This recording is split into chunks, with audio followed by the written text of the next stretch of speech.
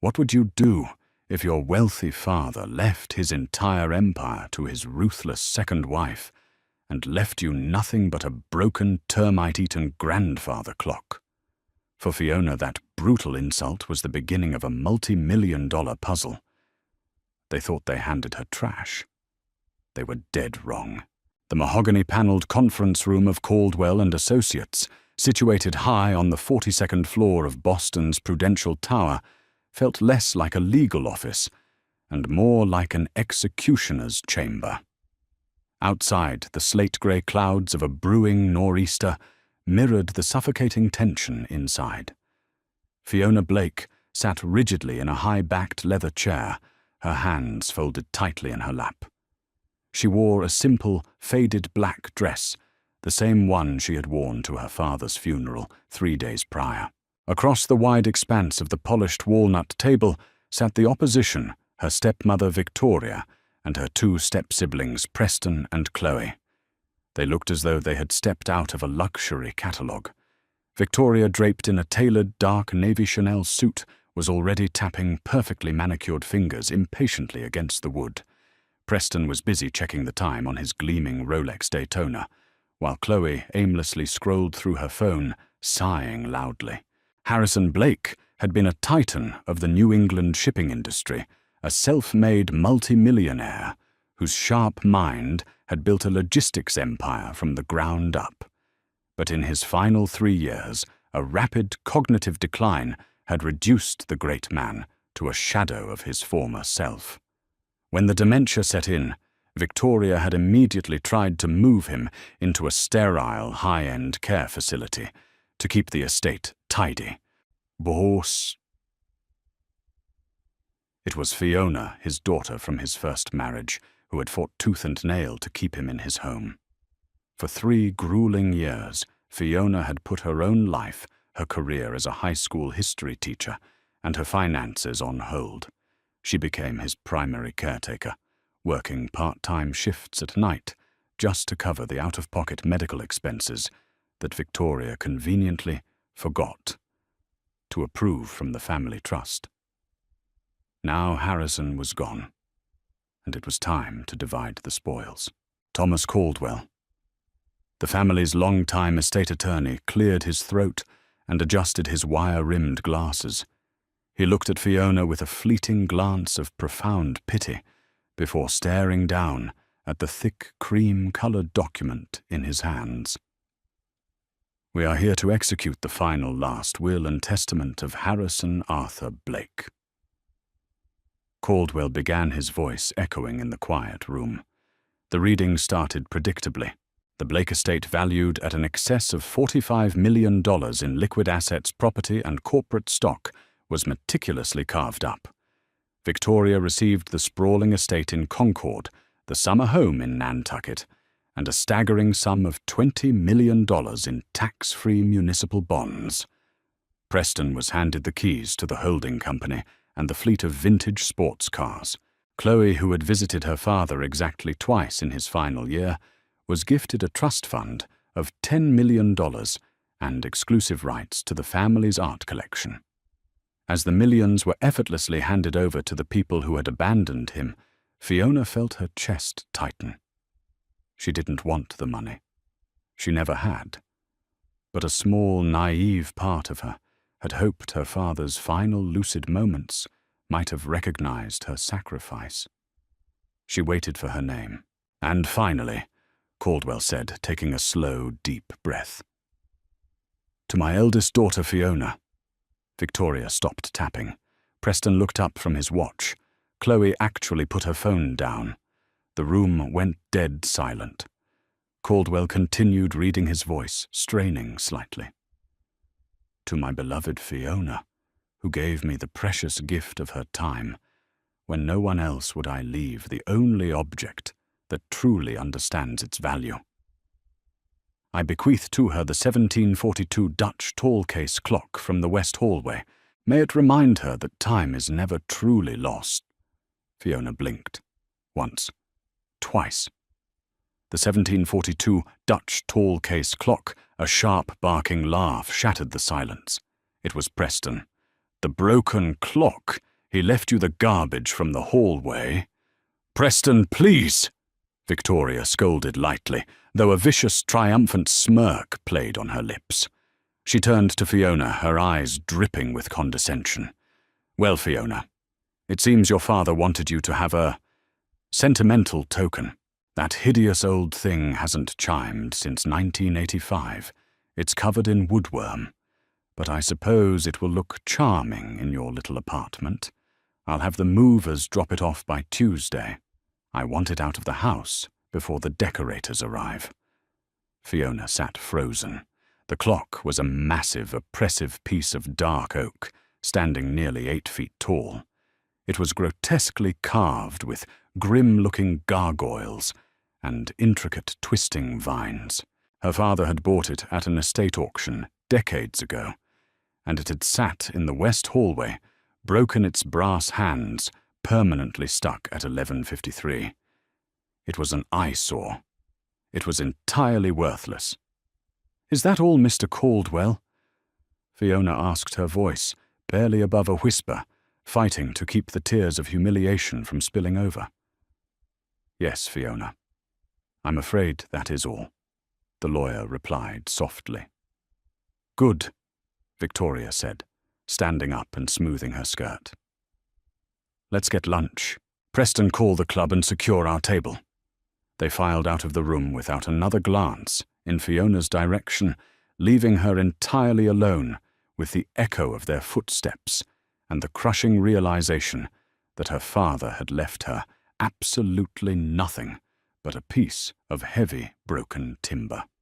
2 days later, the sky over Somerville was a miserable bruised purple as a budget-moving truck idled noisily outside Fiona's cramped second-floor walk-up apartment. It took 3 burly, swearing movers and an extra $100 Fiona couldn't afford to haul the massive 1742 Dutch clock up the narrow, creaking stairwell. When they finally wrestled it into her small living room, it looked absurd. The dark, brooding oak swallowed the light in the room, its grotesque carvings casting long, eerie shadows against her cheap drywall. The brass dial, tarnished dark brown with age, was etched with faded lunar phases and zodiac symbols that were barely legible beneath decades of grime. And true to its reputation, the heavy brass hands remained stubbornly frozen at 11:53. Fiona stood in the center of her living room, staring at the colossal monstrosity. She was physically exhausted, grieving, and broke. Her bank account was overdrawn by $40, largely due to a final pharmacy run she had made for her father's pain medication just a week before he died. Meanwhile, an hour ago, Chloe had posted a photo on Instagram holding a glass of champagne in first class en route to Milan. The sheer injustice of it all finally broke her. Fiona sank to the cheap linoleum floor, leaned her back against the cool, rough wood of the clock's base, and sobbed. She cried for the father she had lost to illness long before his heart actually stopped. She cried for her ruined finances, and she cried out of a deep, bitter resentment at the cruelty of his final will. "Why, Dad?" she thought, pressing her hands to her face. "Why leave me a broken piece of junk?" After an hour, the tears dried up, leaving behind a hollow, pragmatic numbness. The clock was taking up half her living space. If she couldn't sell it to an antique dealer, she would have to chop it up for firewood. Fiona stood up, grabbed a bucket of warm water, Murphy's oil soap, and a rag. If she was going to get a few $100s for it at a local pawn shop, she at least needed to clean the thick layer of dust and grime off the casing. She started at the top, wiping down the heavy wooden hood. As she cleaned the tarnished glass door that protected the clock face, she scrubbed hard at the brass dial. As the thick layer of oxidation began to clear, she noticed something strange. The intricate engravings around the numbers weren't just decorative vines. They were numbers. Tiny, almost microscopic numbers, etched sequentially along the inner brass ring, hiding in plain sight within the floral patterns. Frowning, Fiona opened the waist door of the clock to inspect the massive pendulum and the heavy lead weights hanging from the thick catgut cords. The smell of ancient timber and dried machine oil wafted into the room. She reached in to wipe down the inside panels. As her rag caught on a jagged piece of wood near the backboard, she heard a distinct, sharp click. Fiona froze. She ran her fingers over the back panel, right behind where the massive brass pendulum rested. The wood here wasn't solid. There was a slight indentation. She pressed it. The panel depressed by a fraction of an inch, and another mechanical click echoed from deep within the belly of the machine. Her heart began to race. Her father had been a logistics genius, a man obsessed with puzzles, locks, and security before his mind deteriorated. Victoria and the others thought the clock was broken because it never ticked. But what if it wasn't broken? What if it was intentionally stopped? Fiona grabbed a flashlight from her kitchen drawer and shined it into the dark recesses of the clock's waist. Beside the heavy lead weights, completely obscured by the shadows, was a small, secondary winding hole. It was shaped not like a standard square clock keyhole, but like a six-sided star. The only object that truly understands the value of time. Her father's words from the will echoed in her mind. Fiona frantically ran to her bedroom, dragging out the small cardboard box of her father's personal effects she had claimed from his bedside table at the estate, the items Victoria had deemed literal trash. Inside were his reading glasses, a half-empty bottle of cologne, and his keychain. Fiona picked up the keychain. Attached to it, wedged between a house key and a car fob, was a heavy, dull silver pendant he had worn around his neck for the last 2 years. Victoria had laughed at it, calling it a cheap piece of tin. Fiona looked at the pendant closely. It was a solid, six-sided star. With trembling hands, Fiona rushed back to the clock.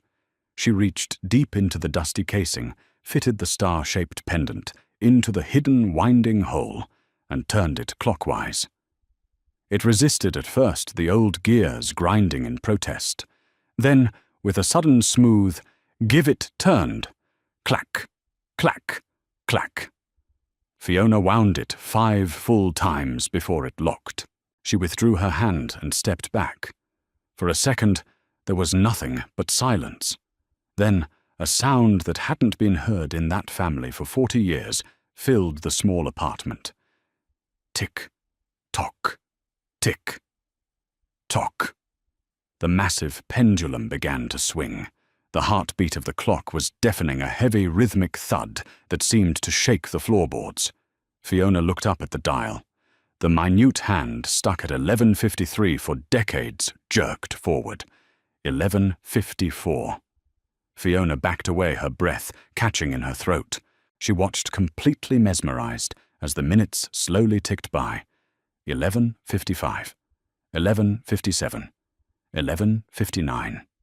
The mechanism inside the clock began to whir, a complex symphony of spinning gears and releasing springs. The sound built up, heavier and deeper than a normal clock preparing to strike. It sounded like a bank vault unlocking. The hands hit exactly 12 o'clock.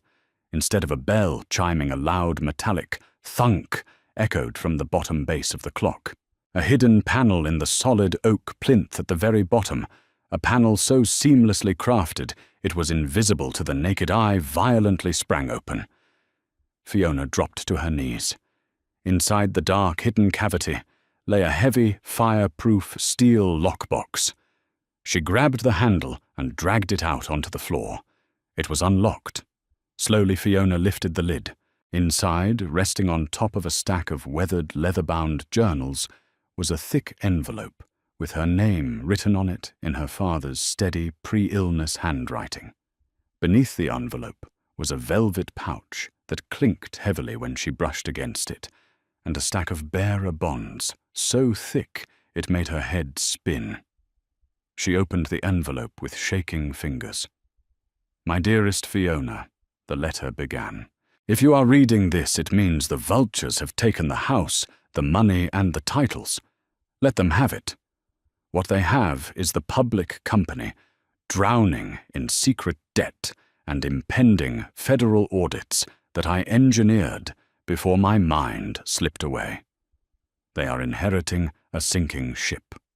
What I have left you in this box and hidden in the locations described in the journals beneath it is the true Blake fortune. Unregistered, untaxed, and untouched. $30 million in conflict-free diamonds, bearer bonds, and offshore accounts. You gave me your time, Fiona. Now it is time for you to take everything back. The floor of Fiona's cramped apartment felt as though it had dropped away, leaving her suspended in a surreal, breathless vacuum. She sat cross-legged on the faded linoleum, the heavy, fireproof steel lockbox resting between her knees, surrounded by the physical evidence of her father's ultimate, brilliant vengeance. The velvet pouch she had emptied onto the floor caught the dim overhead light scattering fractured rainbows across the room. Inside were precisely 50 D-flawless, unmounted diamonds, accompanied by a certificate of authenticity from a highly discreet broker in Antwerp named Hendrik Vanderbilt. According to her father's meticulous notes, they were easily worth $10 million on the private market, but it was the leather-bound journals that truly revealed the staggering scope of Harrison Blake's final masterpiece. As Fiona turned the brittle-yellowed pages, she realized her father hadn't just lost his mind in those final years. He had weaponized his lucid days. Realizing that Victoria and Preston were circling like vultures waiting for him to die so they could liquidate his life's work, Harrison had systematically hollowed out his own empire. The journals detailed a labyrinthine network of offshore accounts at Credit Suisse under his mother's maiden name, and a private high-security vault at Hatton Garden in London, holding $20 million in gold bullion and untraceable bearer bonds. And then there was the trap he had laid for his greedy widow.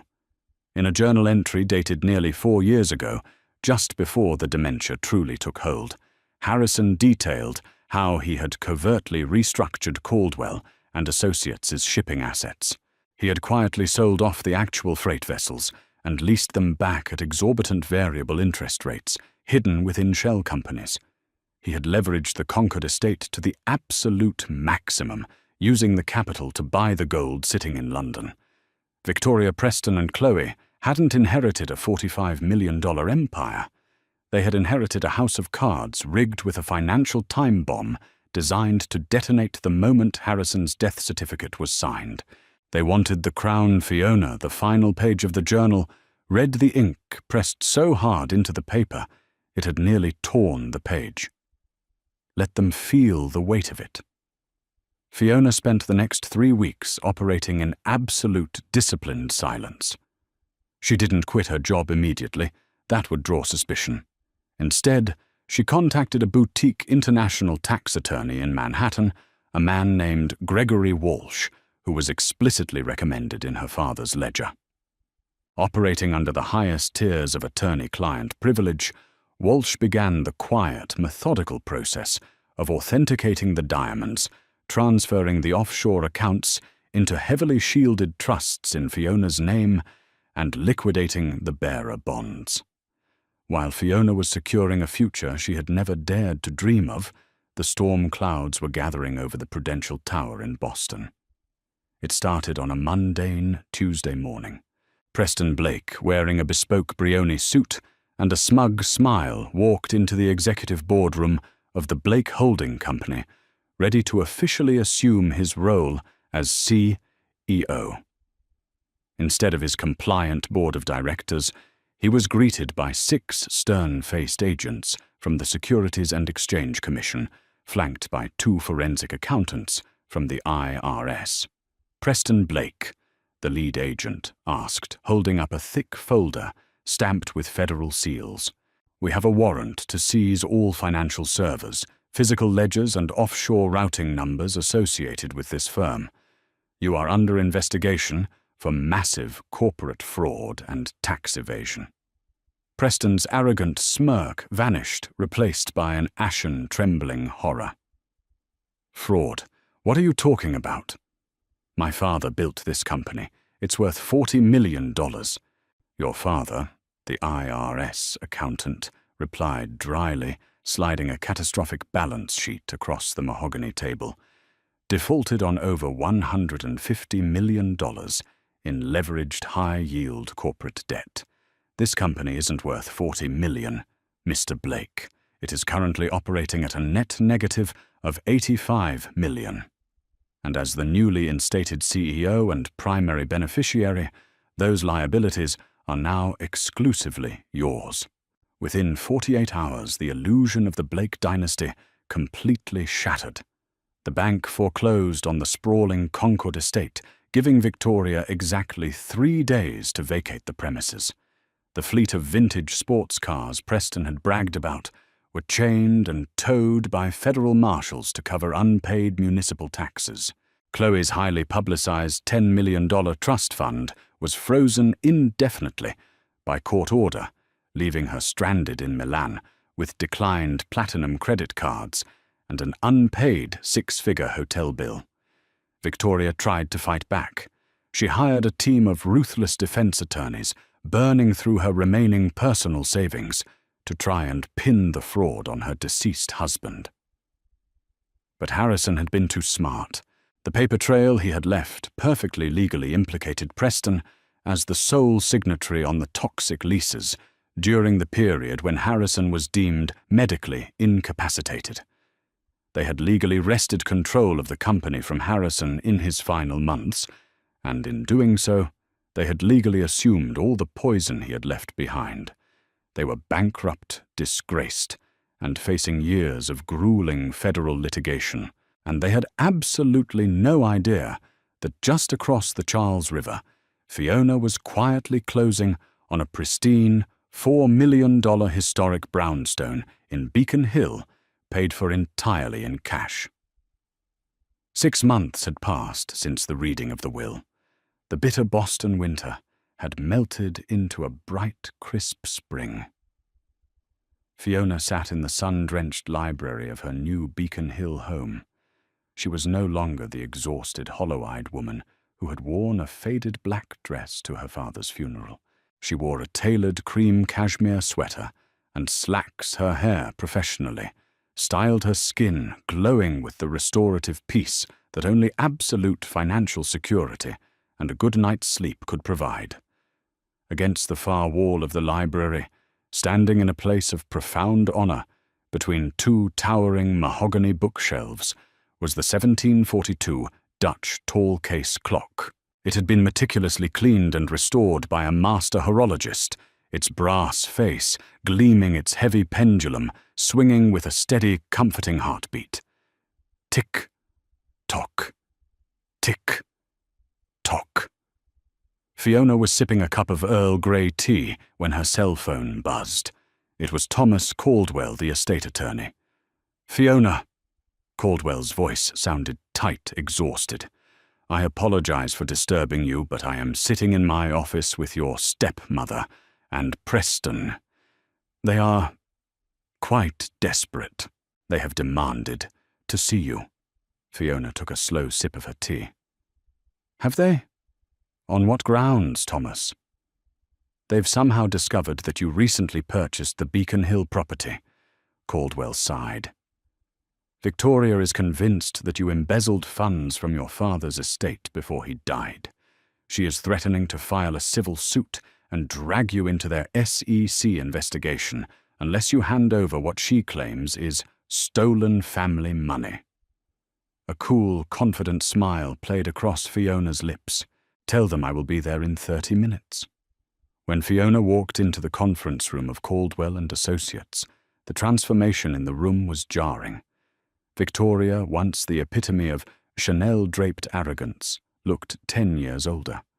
Her hair was frizzy, her designer suit looked rumpled, and the dark circles under her eyes spoke of sleepless, panicked nights. Preston sat beside her, bouncing his leg nervously, his Rolex conspicuously absent from his wrist, likely pawned to pay for legal retainers. As Fiona entered, radiating calm, quiet wealth, Victoria stood up, her face twisting into a mask of pure, desperate rage. "I knew it!" Victoria shrieked, pointing a shaking, unmanicured finger at Fiona. "I knew you were a little thief. You manipulated him. You stole millions from the private accounts while we were stuck dealing with that bankrupt, rotten company." "Sit down, Victoria," Fiona said. Her voice wasn't raised, but it possessed a commanding, icy authority that instantly silenced the older woman. Fiona took the seat across from them, folding her hands elegantly on the table. "You are going to write us a check, Fiona." Preston sneered, though his voice wavered with desperation. "The feds are trying to put me in federal prison for wire fraud. The lawyers need $2 million just to keep me out of a cell. That money belongs to the estate. It belongs to us." Fiona looked at Caldwell, who was watching the exchange with wide eyes, then turned her gaze back to her stepfamily. "You are mistaken," Fiona said smoothly. "Every single dollar of the Blake estate, the liquid assets, the property, the company's stock was given exactly to the people named in my father's will. You received the holding company, Preston. Victoria, you received the estate. And I received exactly what was bequeathed to me. Not a penny more." "You bought a $4 million house in cash," Victoria screamed, slamming her hands on the table. "Where did the money come from, you lying little snake?" Fiona leaned forward, her eyes locking onto Victoria's. The memory of the humiliation she had suffered in this exact room 6 months ago flashed through her mind, but it carried no sting anymore. It was just a memory. "My father," Fiona began, her voice soft but deadly, "was a genius. He knew exactly what you were, Victoria. He knew you only loved his bank account, and he knew Preston was too incompetent to run a lemonade stand, let alone a global logistics firm. He knew you would try to strip him down to the bone the second he was in the ground." Preston swallowed hard, his face pale. "He left you the company knowing it was drowning in debt," Fiona continued her words, cutting through the air like a scalpel. "He leveraged everything to the hilt, took the cash, and hid it. He converted $30 million into untraceable bearer bonds and conflict-free diamonds." Victoria gasped, her hand flying to her chest. $30 million? Where is it? If it wasn't in the will, it belongs to the primary trust. It belongs to me. But it was in the will, Victoria." Fiona said, a genuine, radiant smile breaking across her face. "Mr. Caldwell, could you please read the exact phrasing of my inheritance again?"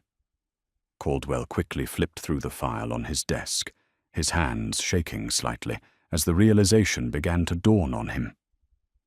To my eldest daughter Fiona.